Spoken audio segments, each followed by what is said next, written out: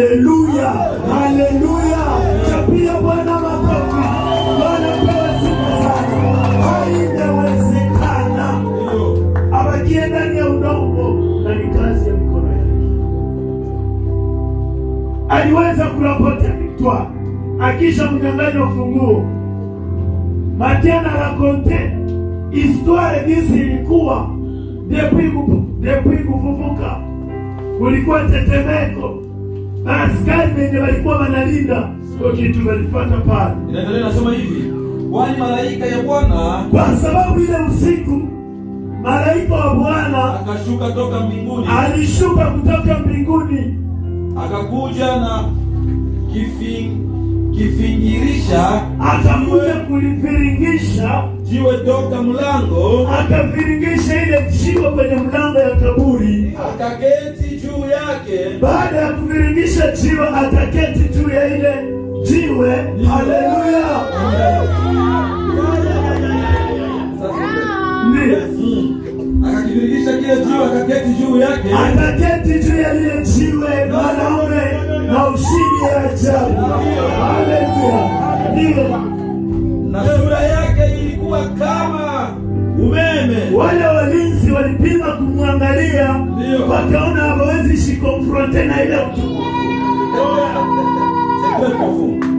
Na mavazi yake meupe. Walipima kuangalia jinsi anavaa, wakaona ni mweupe sana, inatangaza utakatifu.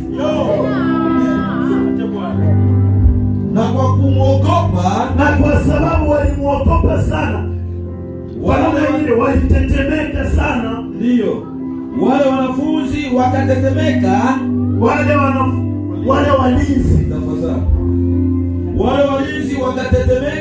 wakatetemeka sana, wakakuwa kama wafu. Na Biblia inasema kila mtu kwenye alienda jitupa, hakutoka maile position kwenye alizimilia, alienda lala na akazimilia pale, kwa sababu utukufu wa Bwana umeonekana. Utukufu wa Bwana uonekane kwenye maisha yako. Utukufu wa Bwana uonekane ndani ya familia yako. Utukufu wa Bwana uonekane kwa watoto wako. Utukufu wa Bwana uonekane kwa kanisa la Victoire. Utukufu wa Bwana utembee hapa, ukiponya, ukijibu mahitaji za miaka, ukirudisha afya yako, ukirudisha kila kitu ulichokipoteza. Utukufu wa Bwana ufanye kazi. Kadiri umeshangilia, kadiri Bwana anafanya, kadiri umeshangilia, kadiri Bwana anakusaidia, katika jina la Yesu. Ambia Bwana alifanya kwenye maisha yako, ambia Bwana alifanye tena, Bwana alifanye katika jina la Yesu. Bwana atembee kwenye maisha yako. Hii Pasaka ya neema, ni Pasaka ya Bwana kutimiliza mapenzi yake. Wakaanguka, hakuna mtu ambaye alijijua iko wapi. Wale wanaokufuata watapigwa mweleka, hakuna atakayejua iko wapi. Kizazi chao Bwana atakiangamiza, watapotea, watakuwa kama wafu. Utakuwa unawatafuta njia sali wele, watakuwa wanaangalia na macho sama bi, watakuwa wanaangalia kisi na maoni. Bwana atawafanya salamu.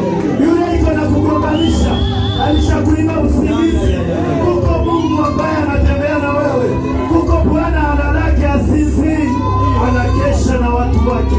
Bwana apewe sifa sana. Walianguka. Ndio Biblia inasema nini? Inaendelea nasema, malaika akajibu, ndio akawaambia wanawake. Sasa Mathayo anatoka kuhistoire ya prebale kuzimia, iko naelezea kanisa vyenye vilitendekaka shie venye hatukukuwaka tuelewe. Kisha naanza kueleza juu ya wale wanawake ambao waliendaka kulamkia asubuhi. Malaika akajibu akawaambia wanawake, kumbe mbingu zilikuwa zinatayarisha wa malaika. Unisikilize, wakati Maria Magdalena na ule Maria mwingine na bibi ya Zebedayo wanapanga kwenda mpaka mwili wa Kristo Malashi, hawakukuwa naambia mtu mwingine, ni mpango yao. Lakini walipofika katika bustani, wakakutana mko malaika mwenye iko na machunga, abaambie vile vilifanyika. Bwana Yesu asifiwe. Inamaanisha nini? Unaweza kuwa na mpango mroho yako na Mungu alishajua. Yenye unapanga Mungu analijua.